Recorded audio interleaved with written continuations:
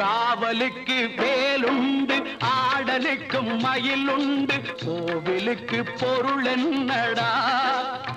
குமரா நீ இருக்கும் இடம் தானடா காவலுக்கு வேலுண்டு ஆடலுக்கும் மயிலுண்டு கோவிலுக்கு பொருள் என்னடா குமரா நீ இருக்கும் இடம் தானடா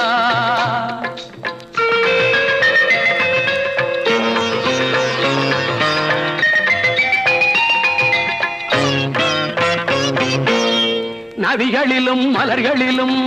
நடந்து வரும் தென்றலிலும் உன்முகம் கண்டேனடா உன்முகம் கண்டேனடா எங்கும் ஷண்முகம் நின்றானடா ஓம் முருகா என்றவுடன்